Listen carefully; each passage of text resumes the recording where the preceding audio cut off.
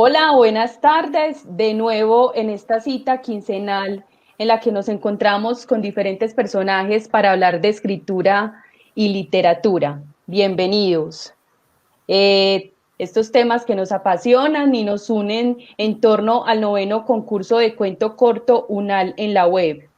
Invitamos a que se conecten y hagan extensiva esta charla y por supuesto a que vayan enviando sus escritos al concurso. Recuerden que tienen plazo para enviar sus cuentos hasta el 30 de abril y si quieren ampliar la información o tienen dudas pueden escribir al correo cultura-med@unal.edu.co. Agradecemos como siempre a los que hacen posible este encuentro, a la División de Bibliotecas de Medellín, a Bienestar Universitario Sección Cultura y la Sección de Publicaciones. Esta tarde nos acompaña Hugo Alejandro Velázquez, nuestro escritor invitado Alberto Garrido y quien les habla Julie Yepes. Buenas tardes, Hugo y Alberto. Buenas tardes para todos, un saludo. Bueno, creo que es de resaltar y sentirnos orgullosos porque es la primera vez que tenemos en este espacio a un escritor extranjero. Para mí, creo para todos los que nos ven, esto nos llena de alegría y también de retos, porque nos permite reflexionar sobre la literatura y la escritura en otros contextos, específicamente en este caso de países como Cuba, República Dominicana, países que para mí son tan cercanos, pero que a veces se nos hacen tan ajenos en su producción cultural. Bueno, ya ahora pasando pues a la biografía de Alberto. Alberto Garrido es un escritor insistente, con 18 libros publicados entre novelas, cuentos y poesía. Este número, más que mostrar su activa participación en la literatura, nos demuestra que es una persona apasionada, pasión a la que le debemos toda nuestra gratitud, porque son sus letras y conocimiento lo que nos deja un gran legado en la literatura latinoamericana, legado que esperamos que estas y próximas generaciones puedan conocer. Y qué gran excusa hemos encontrado hoy para conversar y, bueno, conocer su oficio como escritor. Alberto nació en Santiago de Cuba, es licenciado en literatura y en estudios bíblicos, máster en estudios comunitarios y en escritura creativa.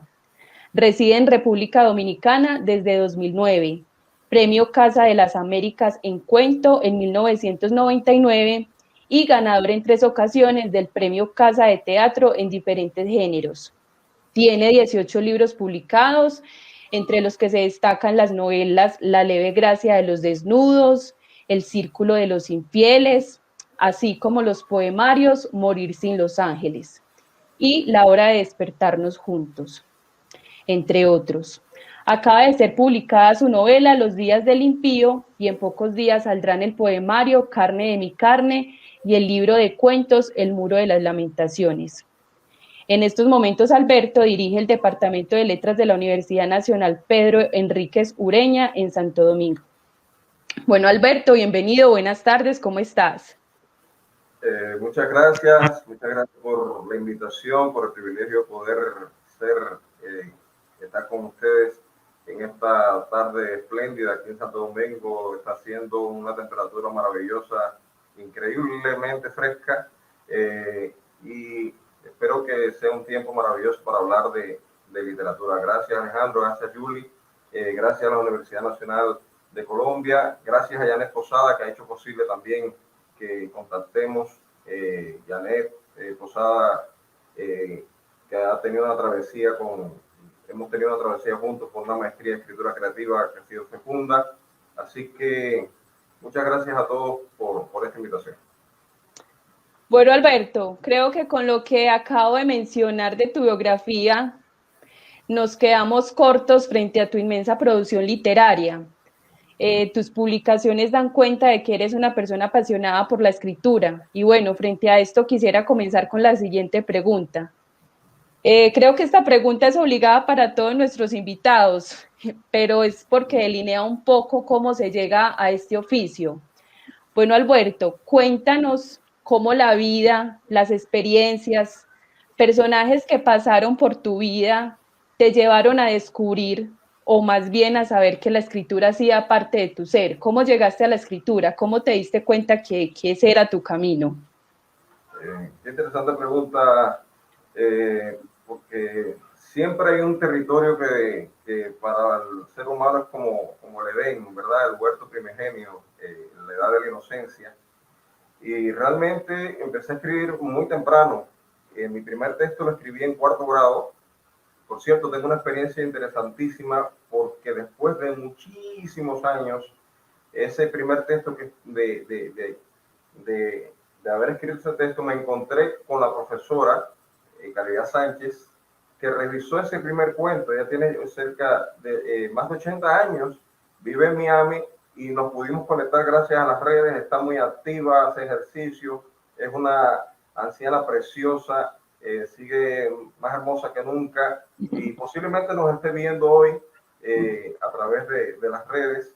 Y mi gratitud para con ella porque revisó mi primer cuento y me hizo reescribirlo a un niño de 9 años, decirle, mira, esto hay que hacerlo de nuevo.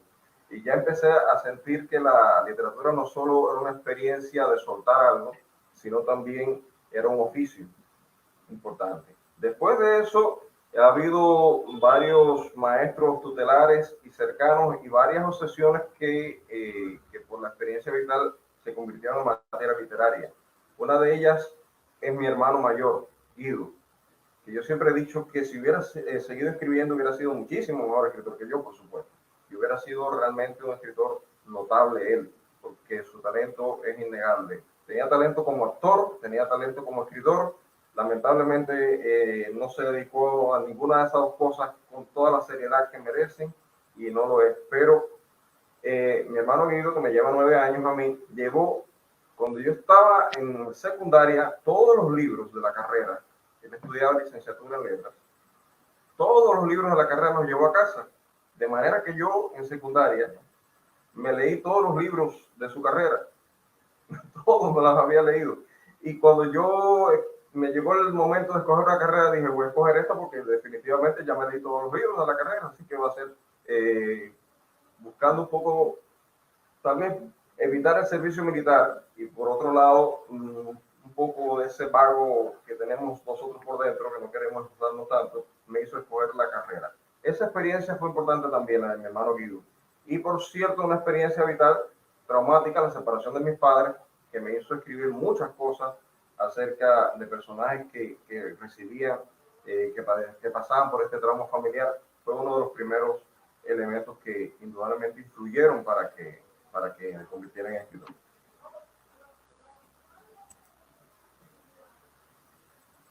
Gracias, Alberto, por tu respuesta. Un saludo fraternal a todos y por el momento me sentí, no sé si es por el acento, pero por el momento me sentí por allá en la Cuba, en La Habana, en la República Dominicana, en las Antillas. El acento de Alberto me traslada como a ese calorcito de esas tierras. Muy agradable y aparte la descripción que hiciste, ese saludo que hiciste de la República Dominicana, una maravilla.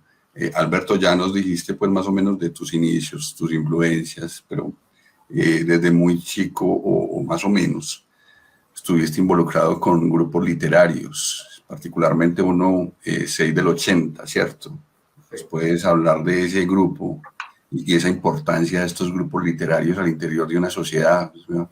Esa formación de sujetos críticos desde estos grupos. Sí. Hay una moda muy actual que es la de denostar de los talleres literarios, de decir que son perjudiciales para la salud de los escritores. Yo tengo que decir por mi experiencia que fue todo lo contrario. O sea, fue una experiencia maravillosa, no solo participar del taller de la ciudad, sino que dentro del taller tuvimos un grupo de, sobre todo narradores, que leíamos mucho, escribíamos mucho y nos descuartizábamos los textos sin misericordia, pero había un sentido generacional en primer lugar que se fue creando y por otro lado una cofradía de la amistad, de la defensa como grupo literario de nuestros presupuestos estéticos, que fue invaluablemente valiosa realmente a la hora de continuar escribiendo. Muchos de ellos han cosechado muchísimos éxitos. Amir Valle, por ejemplo, que es un escritor muy reconocido, sobre todo en el terreno de la literatura policial, del ensayo, del testimonio. con premios muy importantes, incluido el premio Mario Vargas Llosa de novela. Y tenemos otros que no han sido tan reconocidos, pero que siguen escribiendo también, siguen en este oficio. Pero ese sentido generacional de estar todos sabiendo que íbamos y que no éramos competidores, porque definitivamente uno está compitiendo con nadie, ¿verdad? Uno está simplemente soltando obsesiones y tratando de hacer lo mejor posible. A veces algún texto sale mejor de lo que uno escribe, lo cual sería muy bueno, ¿no? Que pasara siempre. No suele pasar siempre. Pero eso fue importante para nosotros. Por tanto, si hay personas que se reúnen, claro, hay talleres que se dedican a la parte, quita esta palabra, y se dedican a eso nada más, por supuesto, eso es superable. Pero nos hizo, por un lado, también quemar etapas. Los talleres te ayudan a quemar etapas en madurar tu estilo o tus estilos. Y eso es valioso. Sí, Alberto, y además hay que recalcar una cosa, me imagino que en el taller en los que estuviste, porque uno se encuentra también en la diferencia, pues no sería un comité de aplausos ahí todos dedicados a lavársela a los mismos asuntos, sino encontrarnos en la diferencia, discutir, ¿cierto? Me imagino que la importancia también de esos talleres para la formación es esa. Así es. Y de hecho fue muy importante que cada uno de nosotros tuviera tanto respeto por la forma de afrontar la literatura de modos tan diversos. Si nos leemos ahora, vamos a ver que cada uno tiene voces muy distintas, muy distinguibles. Y eso desde el principio se respetó, que cada uno buscara sus voces, cultivara, nos prestábamos muchos libros. Mira, yo creo que por acá esto te vendría bien con la forma, con la voz que tú estás cultivando. Mira, sal de esa zona de confort, estás escribiendo mucho de esta manera, lee de esto que es totalmente distinto a ti. Y eso nos ayudó muchísimo a ver todas las perspectivas que son infinitas en la literatura. Eso fue además un espacio de democracia, de apertura, de libertad, ¿verdad? De tolerancia, que era muy importante para nosotros, que estábamos en medio de una sociedad intolerante que por otro lado nos perseguía. Y creo que eso también ayudó, esa persecución desde afuera, que nos pusieran agentes de la seguridad del Estado a vigilarnos, que nos pusieran en una lancha y que alguien dijera, si esto se fuera de pronto para los Estados Unidos, ¿qué pasaría? Eso que desde afuera nos estaba agrediendo, desde dentro nos fortaleció. Claro. Lo que estábamos escribiendo, porque queríamos romper con muchísimas estigmas y con muchísimos problemas que había de censura en la literatura, tratar temas tabúes, y eso nos ganó persecución, pero nos ganó también respeto, creo yo. Claro, Alberto, en tus relatos te paseas por la realidad y la fantasía, ¿cierto? Pero yo, en los que he leído, veo que hay una carga de realidad tremenda. Pero, ¿qué pesa más a la hora de definirlos? ¿Qué pesa más? ¿Y cuál es la balanza ahí, el equilibrio? No sabría decirte, porque definitivamente creo que todo texto debe tener algo de misterio. Ese misterio puede estar rodeando el texto más realista o el texto más fantástico, también depende. Al principio fuimos catalogados como escritores violentos, porque este era el panorama. Una sociedad cubana que estaba cayendo en declive, el campo socialista se había derrumbado, un periodismo totalmente laudatorio con el sistema político. Y es cierto que al principio, como jóvenes rebeldes, nuestros primeros textos fueron muy realistas, muy críticos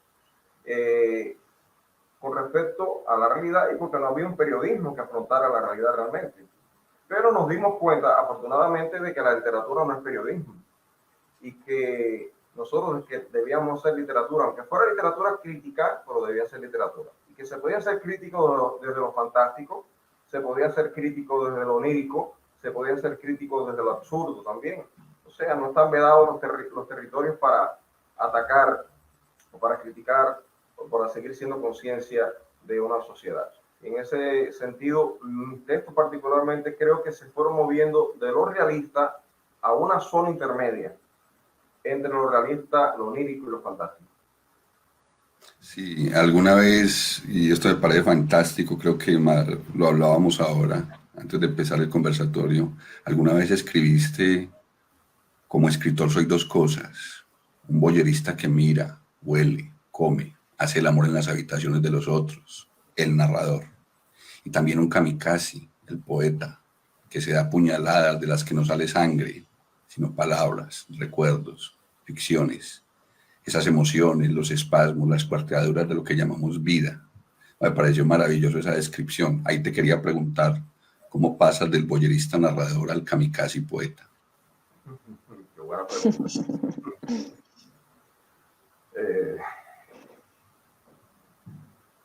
No sé. Desde la visceralidad, ¿cierto? O sea, naturalmente. Exactamente, y me resulta muy interesante porque me lo estoy preguntando, o sea, me lo has preguntado y realmente me lo estoy preguntando ahora yo también, ¿cómo paso? Porque además me sorprende porque me puse a pensar, a veces estoy escribiendo las dos cosas, a veces estoy escribiendo al mismo tiempo un libro de poesía y una novela, entonces, ¿cómo paso de uno a otro?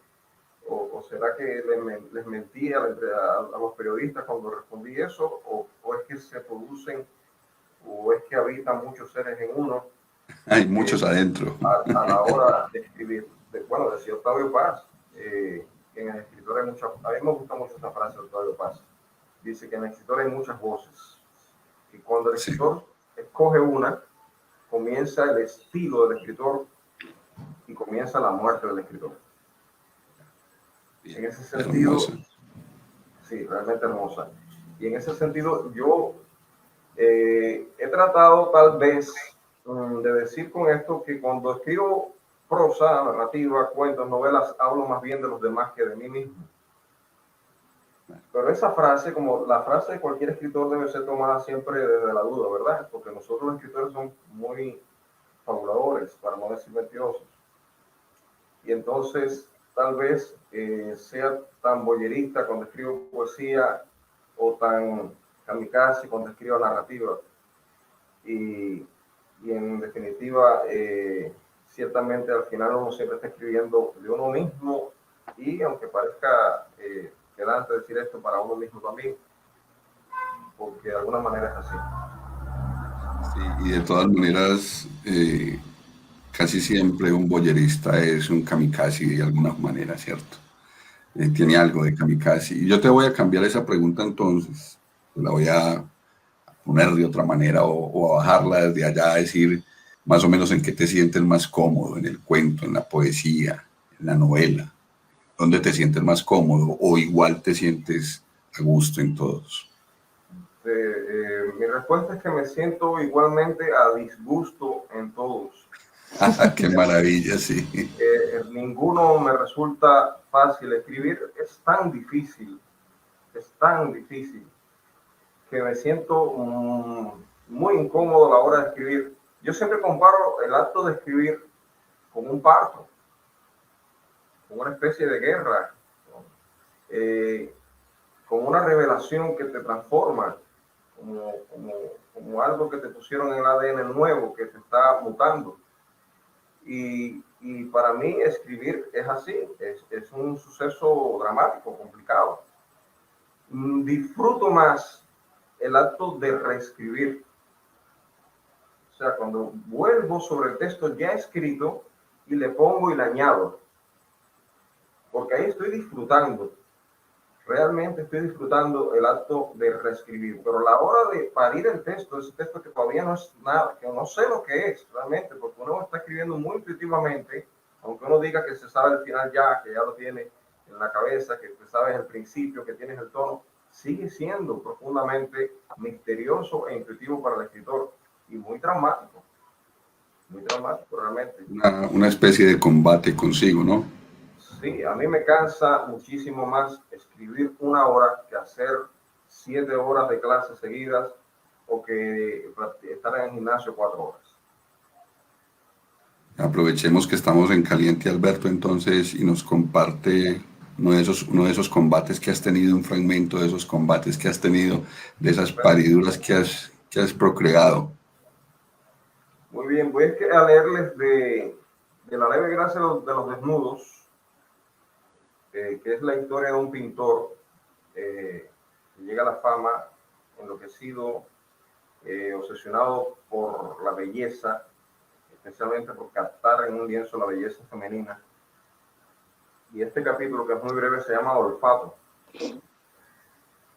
Y dice así: olía al mundo y a desgracia y a soledad, a un óvulo que se destruía y a otro que se formaba en el pincel. Olía a su acné juvenil, a un cigarro que le había quemado en el muslo, a su lástima por los enamorados y los parques. Olía a un muro contra el cual había fornicado salvajemente, y a una culpa, una delación y una cama. Olía a madrugadas de fiebres, a distintos hombres y a mucosas y a esmetma. Quería que su olor llegara a mí sin deformaciones, que no lo prostituyeran los otros olores conocidos. Debía apartar su pelo, sus senos, su boca, el pasadizo entre sus nalgas. Quería la esencia del olor de su sexo. Metí toda mi nariz y aspiré con fuerza. Olía a manzanas y a fresas maduras, pero olía más. A hongos y a pescado fresco, pero aún era más, mucho más. A una bahía y al sargazo y a las redes y a crustáceos y a todos los moluscos y aún más. A una mesa en la que mi primera maestra acostumbraba sentarse, a un sueño que no recordaba, a una parte mía que no tuve, a hierba, a un pan caliente. Permíteme, Alberto, citar a tus coterráneos, una cita a tus coterráneos: cosa hermosa, caballero. Cosa muy hermosa, caballero. Muchas gracias, Alberto. Está hermoso ese fragmento. ¿Recuerdas cuál fue? Y yo me imagino que para un escritor eso es inolvidable. ¿Cuál fue la primera creación tuya que se publicó? El primer texto mío publicado, pues te diré que no lo recuerdo. Creo que fue un soneto que escribí a los 14 años, por ahí. Creo que fue un soneto. Mi primer texto se publicó, un plegable muy rudimentario, muy hermoso, que hizo la Asociación Hermanos Ahí, la Asociación de Jóvenes Escritores de la provincia de Santiago de Cuba, donde yo nací. Y salió ese soneto ahí. Decía algo así: voy a hacer un ejercicio de memoria a ver si recuerdo. Polvo será mi humano testamento, alas negras de sol sobre los hombros, oh cruz, clavo, herrumbre y alimento, curvada irá su sed en los escombros del alma que respira una cojera y sufre andar vestida, andar conmigo de pupila a piedra y de sol a trigo, por ser su árbol yo, ella mi hoguera. Seremos polvo y paz, dedo y anillos, respiro de algún mar extenso en alas, voz de calma como un pez en el viento, del polvo que no quede su lamento, no sea Judas flor en las escalas, que estalle el corazón en los martillos. Belleza, una cosa muy, muy hermosa. Gracias, Alberto. Alberto, quisiera preguntarte algo bueno, está un poquito el sonido. Bueno, mira, en 1999 fuiste ganador del premio Casa de las Américas, que para conocimiento de muchos es uno de los premios más importantes que tenemos en Latinoamérica en literatura. Cuéntanos por qué ganaste este premio, con qué modalidad y qué puertas te abrió en el mundo de la literatura. Sí, bueno, Casa de las Américas, como dices, es un premio importantísimo, realmente Sí. uno de los más importantes en Latinoamérica. Y fue el último premio de cuentos, bueno, fue el último premio de un cubano, Casa de las Américas, en el siglo XX. Sí. Ya después fue el otro siglo, comenzó el otro siglo. ¿Cuántos años tenías, Alberto? Yo tenía 33 años. Sí. 33 años y realmente el libro se había escrito durante, 6 años. O sea, los cuentos que aparecen aquí, que son 7 cuentos, fueron escritos durante 6 años. Por supuesto, hubo más cuentos que no incluyen el libro. Sí. Pero el texto que el libro se llama El Muro de las Lamentaciones, era un poco ese recorrido desde lo carnavalesco a lo trágico, en el ser humano, ¿verdad?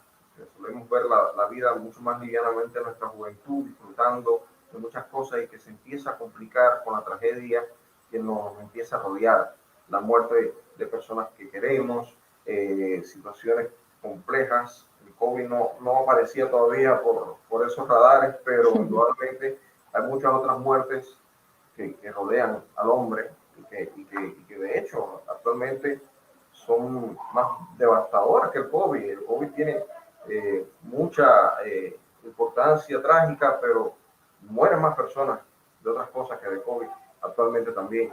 Y es un poco ese recorrido en el texto que yo además descubriendo desde esa idea que está en el Decamerón, que en medio de una pandemia se reúnen varias personas a hablar del sexo, del amor, de la amistad, y que en medio de los años 90, que fueron unos años terribles en Cuba, tan terribles que te digo que no había de nada.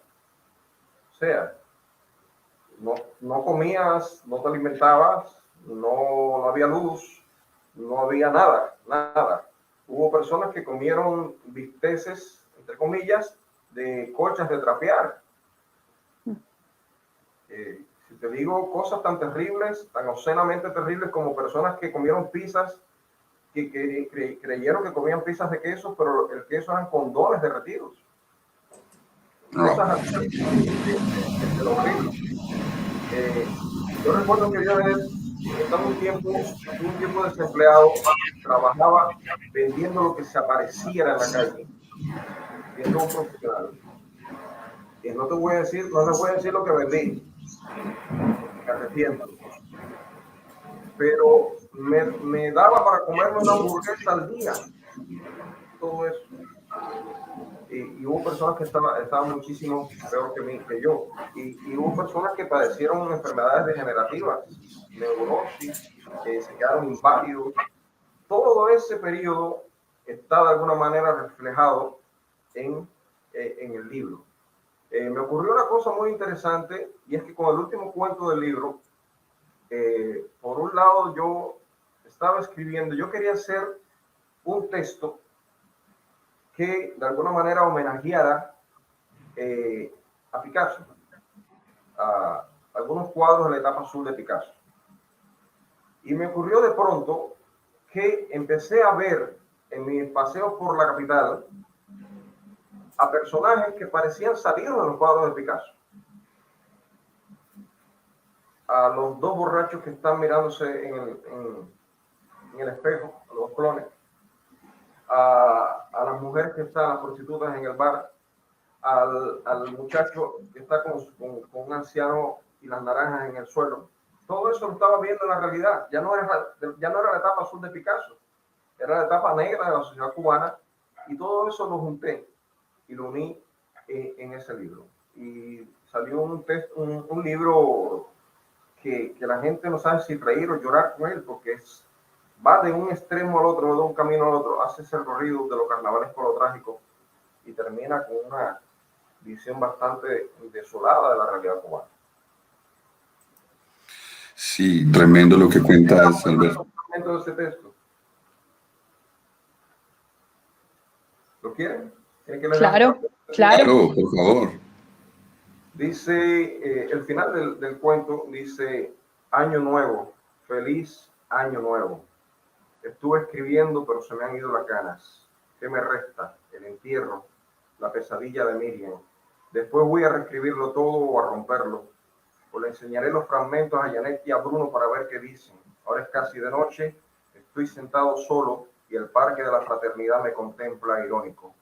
Compro una hamburguesa a un vendedor clandestino y la envuelvo en el periódico. Escribo, el entierro fue rápido.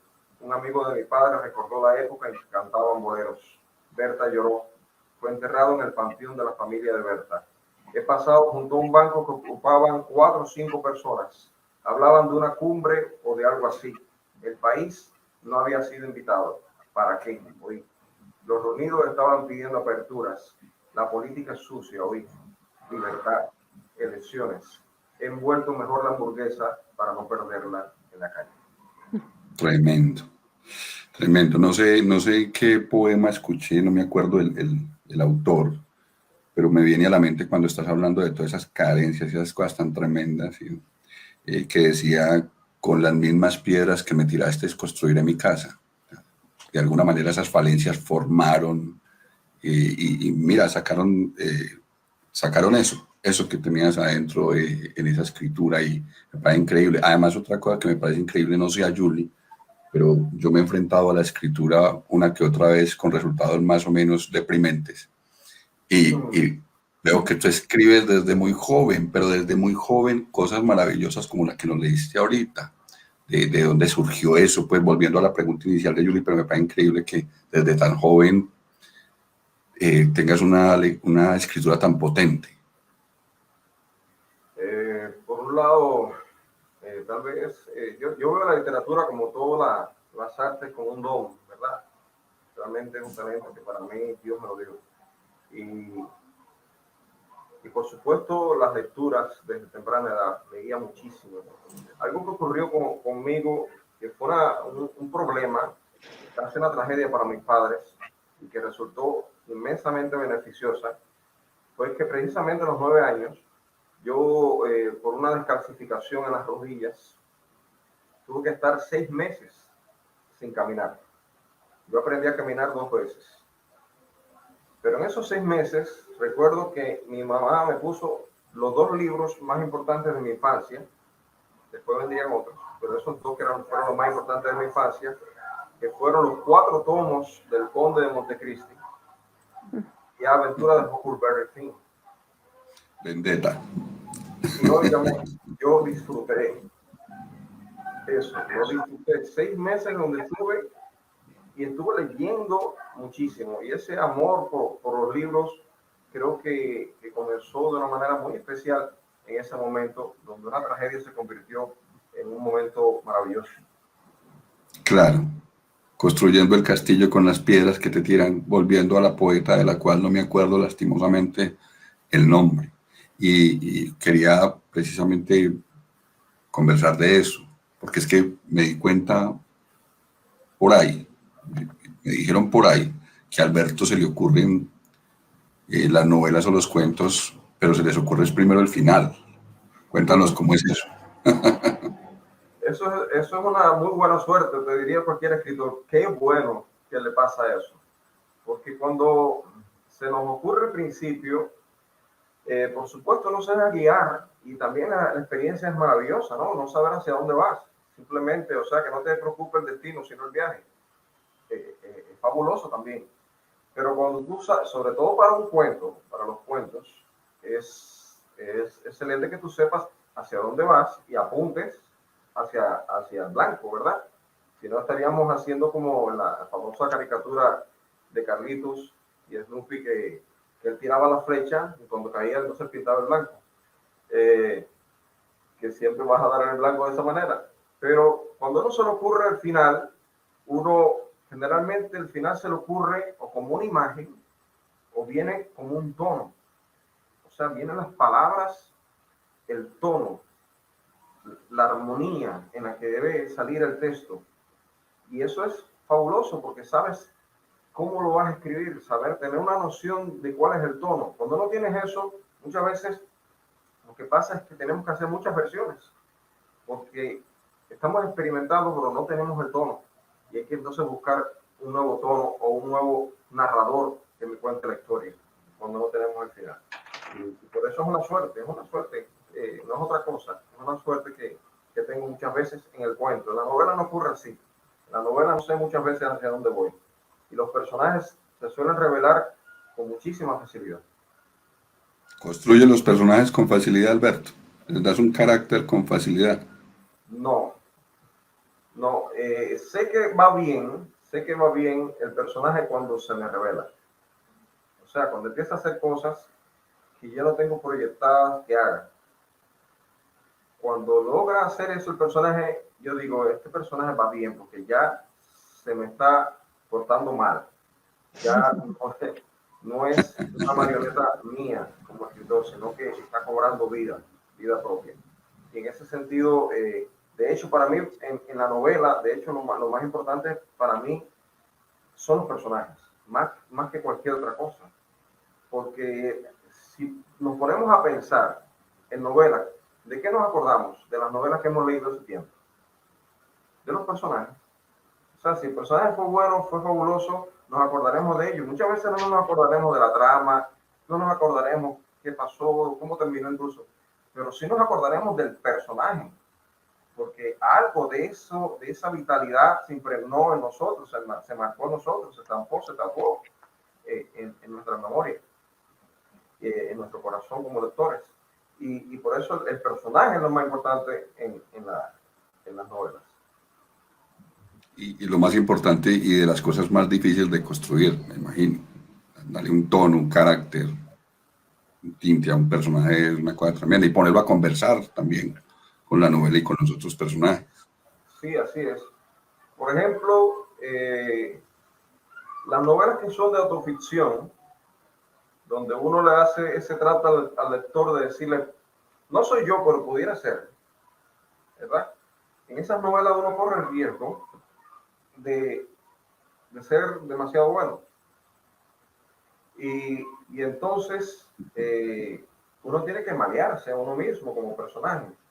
O sea, convertirlo un poco en victimario. Realmente. Para que cobran una vida independiente también de esa manera que uno tiene de evaluarse, porque uno tiende siempre a esa mirada misericordiosa hacia uno y de juicio hacia los demás, y hay que romperla, hay que romper esa pared cuando uno escribe autoficciones. Y uno debe malear a los personajes. ¿Por qué? Porque las personas no son ni blancas ni negras, son grises, tienen muchísimos matices, y entonces en eso está la vitalidad de un personaje. Conseguir eso yo creo que es fabuloso. En El Círculo de los Infieles, por ejemplo, lo que más me agradó de la novela es precisamente un personaje. Y es porque salió un personaje femenino que a mí me encanta, Janet. Janet me encanta. Quisiera conocerla si existiera en la realidad. Realmente. ¿Qué personaje femenino más interesante? Me enamoré de ese personaje. Y es precisamente por los matices que tiene, que me sorprendió, se fue completamente, hizo lo que quiso la novela. Janet no salió de ninguna allegada, madre, una prima, una novia, una construcción colectiva o un imaginario de mujer. Es muy posible que sí. Sí. Para Alberto, ¿cómo son los hábitos de escritura? Son rigurosos, 2 de la mañana, 5 de la mañana, no sé, de 6 a 10. Los amigos que me conocen no me dejarán mentir, y por eso voy a hacer como los fariseos en los tiempos de Jesús, haz lo que digo y no lo que yo hago. Mi consejo para los nuevos escritores es que escriban todos los días, que tengan hábitos muy fijos, que todos los días escriban un párrafo por lo menos. Ese es mi consejo. Ahora, realmente yo no soy así. Voy a ser absolutamente sincero, no soy así. Por eso me sorprendo cuando dicen que soy un escritor prolífico, porque no me siento así. Me siento yo no trato como otros buenos amigos que tengo, que son muy buenos escritores. Carlos Esquivel, por ejemplo, que escribe, yo le digo que él es un Curiel literario. Él se reproduce de una forma, un hámster extraordinaria. Escribe todos los días, escribe mucho. Yo no puedo. Él trata la escritura como un sacerdocio. Para mí la escritura es como un amante, a la que voy y la que viene, pero no voy siempre ni viene siempre. Alberto, quisiera preguntar algo que tiene que ver precisamente con esta línea, y es con las prácticas de escritura. Antes de esta charla nos comentabas, o más bien yo te decía, que cómo haces para escribir. Tú nos estabas diciendo que escribías poesía y que la única forma de escribir poesía viable la veías manualmente, con el lapicero, con el papel, pero que has ido descubriendo que estos medios, la tecnología también ayudan. Cuéntanos cuáles han sido tus prácticas para escribir y cómo piensas que la tecnología ayuda o no ayuda para los nuevos escritores. Sí, uno suele decir cosas y después uno tendrá que arrepentirse muchísimas veces de las cosas que dijo, porque la literatura, que es un misterio, y la poesía, que es un misterio enorme, te van a sorprender y te van a hacer callarte por lo que dijiste antes. Yo, por ejemplo, una vez dije que jamás escribiría décimas, que es un género muy popular en mi país. Bueno, no solo lo escribí, sino que escribí en un solo mes un libro completo, ganó un premio importante en mi país, me tuve que callar. Después he pensado toda mi vida, hasta el año pasado, que yo podía escribir narrativa desde el ordenador, desde una máquina de escribir, porque siempre lo hice así, pero la poesía, necesariamente, yo tenía que escribirla a mano, con lápiz o bolígrafo, si no, no salía. ¿Qué pasó? Que casi comenzando la pandemia, camino a la universidad, se me ocurrió un poema en el metro. Y dije, déjame tomar la idea, así que lo olvide, pero no me salió la idea, me salió el poema. Lo escribí en el celular, en el blog de notas. A los 2 días estaba en el metro de nuevo y se me ocurrió otra idea de otro poema. Digo, pero caramba, esto está pareciéndose a un estilo para el libro que quiero escribir de poesía. Déjame anotar la idea. No salió la idea, salió el otro poema. Bueno, en 2 meses salió el libro de poesía y todos los poemas, o prácticamente todos, los escribí en el metro, en el blog de notas de mi celular. O sea que realmente esto es extraño, ¿no? Cómo te sorprende a ti y todos los medios son posibles. Le contaba también a Alejandro cómo había un texto que yo tenía desde el 2003 que no había podido escribir nunca, lo tenía en mi mente, dándome vueltas, yo resistiéndome. Y en noviembre pasado, había terminado de escribir un cuento largo, de 20 cuartillas. Y por raro que parezca, ese cuento de 20 cuartillas, cuando lo terminó, me dejó, como decía Hemingway, con mucha agua en el pozo. Yo dije, voy a aprovechar ahora que hay agua en el pozo y voy a ver si escribo este cuento. Y te digo, en 15 minutos yo escribí el cuento que tenía desde el 2003 sin poder escribir. Un estudiante, cuando yo compartí esto con mis estudiantes, y uno de los estudiantes me dijo, usted estuvo escribiendo ese cuento desde el 2003 hasta ahora. Y para mí fue muy interesante que me haya dicho eso, porque, o sea, aparentemente lo escribí en 15 minutos, pero realmente estuvo pensándose todo este tiempo. Me están preguntando, Alberto, por aquí, por el interno, uno de los compañeros del grupo, que si te ha pasado alguna vez que te quedes a mitad de un cuento, una novela, sin más inspiración, sí. Quedes ahí, en blanco. Sí, y es una experiencia terrible, ¿verdad? Me ha pasado más de una vez, me ha pasado más de una vez, y es una experiencia desastrosa. ¿Algún consejo? Deja eso ahí y ponte a escribir otra cosa. Son como los amores tóxicos, suéltalo, porque no vas a obtener nada. Y muchas veces lo que ocurre con esos textos es que perdemos el tono. Claro. Lo que perdemos es el tono con el que estamos contando la historia. Cuando se pierde el tono, no puedes seguirla contando, porque no tienes el tono de la historia, lo perdiste, es como si no pudieras respirarlo. De manera que hay que olvidarlo, hay que dejarlo así.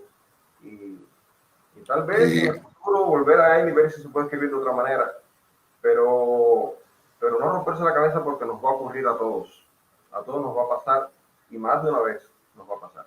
Tengo muchos cuentos que están escritos por la mitad. Hubo una novela que escribí 40 páginas, la tuve que abandonar porque tuve que salir de casa y estar una semana fuera, y cuando volví el tono había desaparecido, me lo habían robado, no sé qué pasó, pero no pude volver a escribir nada de ella. Me encantaba, no pude. Pero nada, seguimos escribiendo, hay otras cosas que vendrán.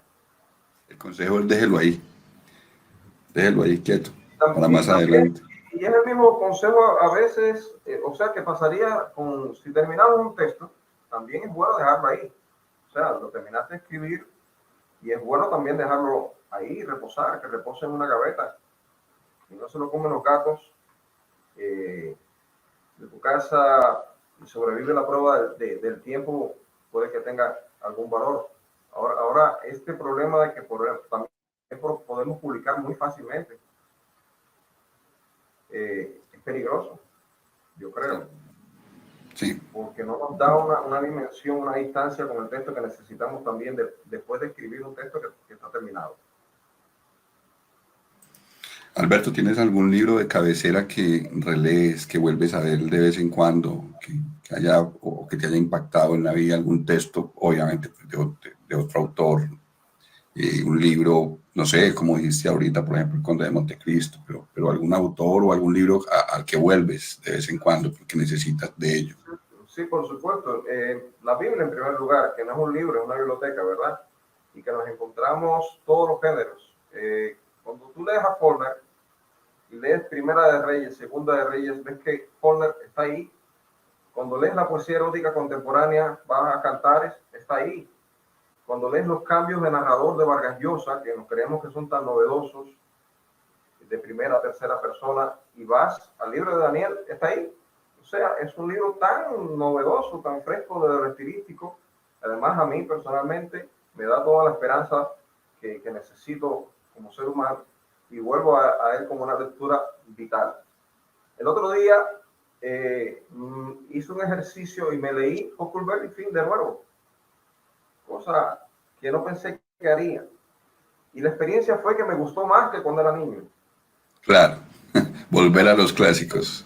Huckleberry Finn es maravilloso. Me he vuelto a leer en este tiempo. He estado leyendo más, pero menos libros completos.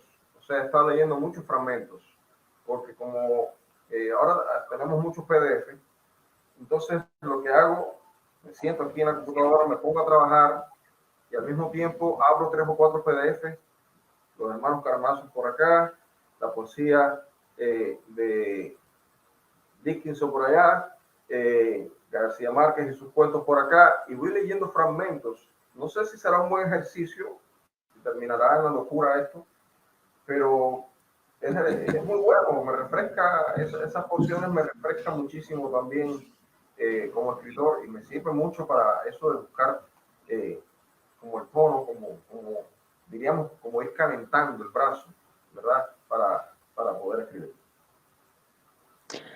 Alberto, y de tus libros, cuéntanos de tus libros, cuéntales a los que nos ven qué encuentran en tus libros, de forma general. Bueno, de forma general va a encontrar una mirada al principio muy burlona acerca del ser humano.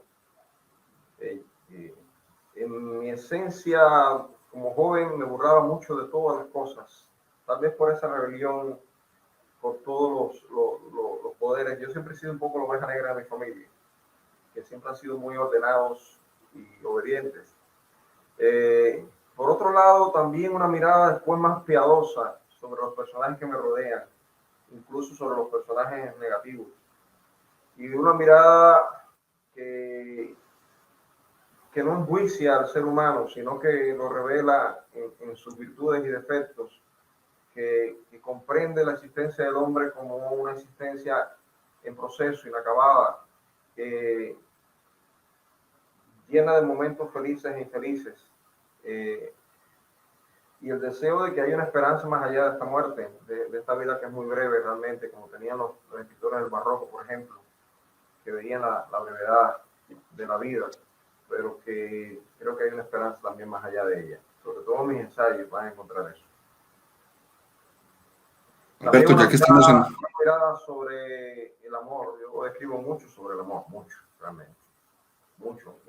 Ya que estamos en esa línea, ahorita mencionaste a García Márquez y su realismo mágico, ¿cierto? ¿Cómo definirías tu escritura? ¿Cómo la definirías? ¿Iría por el lado del realismo mágico? Porque puede ser de lo local o lo internacional. Yo lo que he leído, y claro que es una percepción mía, estoy hablando con el escritor, ¿cierto?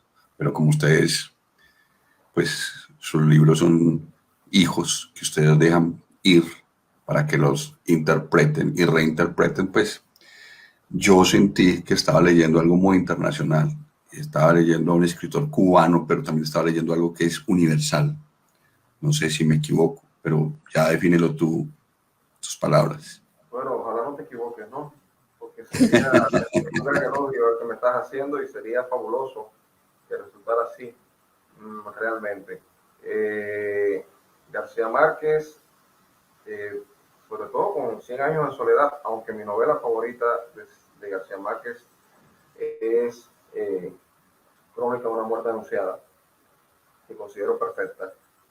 Él hace un proceso tan fabuloso de invertir el nivel de realidad, y con ese proceso de inversión del nivel de realidad él construye toda la magia, todo el realismo mágico. Si nos damos cuenta, comienza muchos años después, ante el pelotón de fusilamiento. Aureliano Buendía recordó la mañana en que su padre lo llevó a conocer, y ahí viene lo extraordinario. O sea, está recordando un suceso extraordinario, pero ese suceso extraordinario para Macondo es lo normal para nosotros, el hielo. ¿Qué elemento más simple, verdad? Pero ahí está la inversión del nivel de realidad, porque entonces en Macondo las cosas normales son que las Remedios o la Bella suban al cielo, que haya lluvias de mariposas, que haya una enfermedad del olvido y tengan que ponerle nombre a todas las cosas, que haya un general que pierda todas sus batallas. Eso es normal. Hay una inversión del proceso de la realidad. Y lo normal para nosotros en la vida real se convierte en lo extraordinario de la novela. Ahí está el realismo mágico reflejado de una forma maravillosa, bestial, grandiosa, en 100 años de soledad. Yo he bebido un poquito más, o sea, me siento un poquito más a gusto en la línea de lo onírico.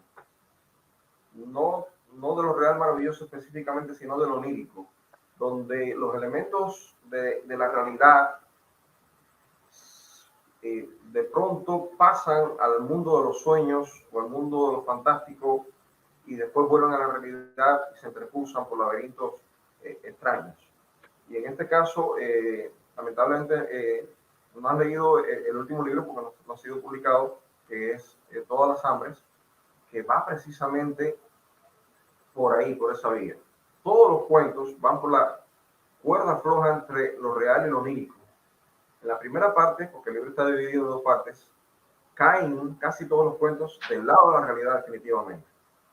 En la segunda parte van por la misma línea, pero caen en el lado de lo onírico o de lo fantástico.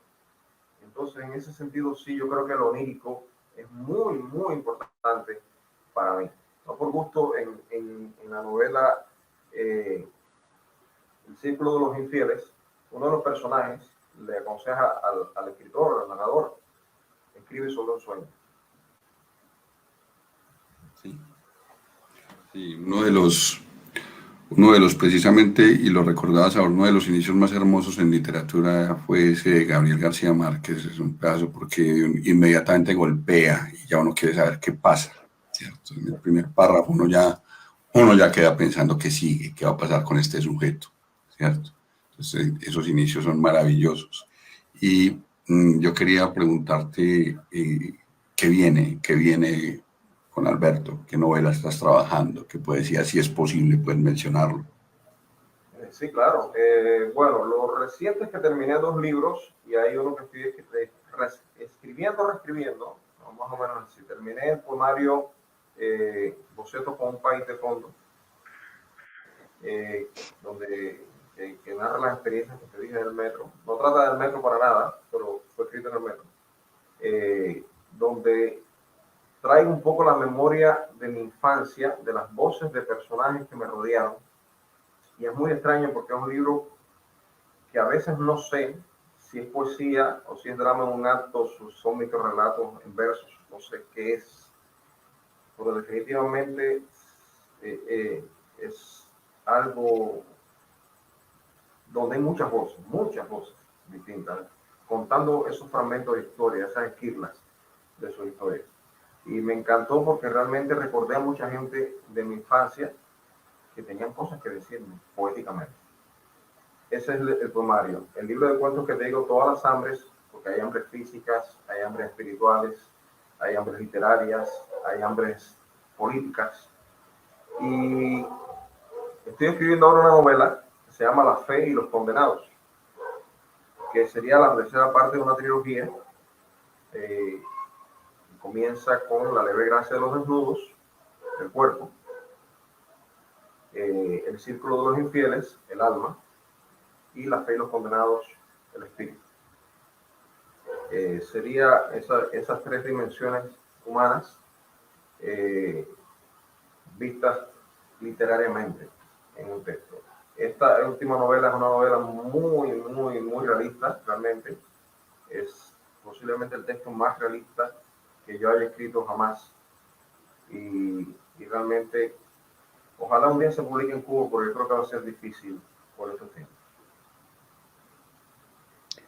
Bueno, Alberto, por acá hay varios comentarios de los que nos ven, felicitándote y diciendo que es un honor tenerte como docente en sus cursos. Bueno, ya más adelante mirará los comentarios. Alberto, en esta charla hemos conocido muchos escritores colombianos. Como decía al principio, tú eres el primer escritor cubano y extranjero que tenemos. Y eso de tener escritores colombianos nos ha permitido analizar, conversar sobre la literatura colombiana. Pero quisiera saber, tú que eres de estos países de Centroamérica, el Caribe, ¿cómo es ese panorama literario? ¿Cómo es esa actividad de escritura en Cuba, en República Dominicana? Porque, como lo decía también al principio, creo que son países que están muy cerca culturalmente, pero que al mismo tiempo somos ajenos a conocer qué es lo que producen. ¿Cómo es tú que estás en ese contexto, esa movida literaria, movida cultural? Sí, hay algo que me ha sorprendido, y me ha sorprendido para bien, y es que he estado leyendo mucho literatura femenina joven. Hay muchas escritoras, muchas poetas nuevas, con unas voces poderosas, formidables.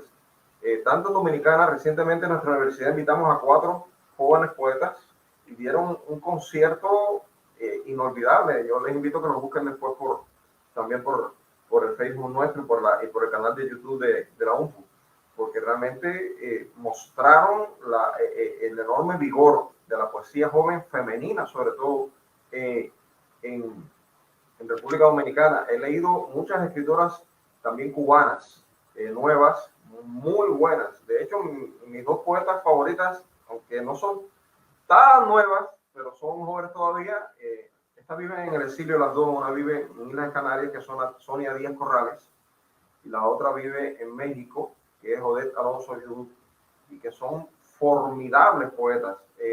Por tanto, sí, se está escribiendo muy buena literatura y hay muy buenos jóvenes escritores, sobre todo mujeres.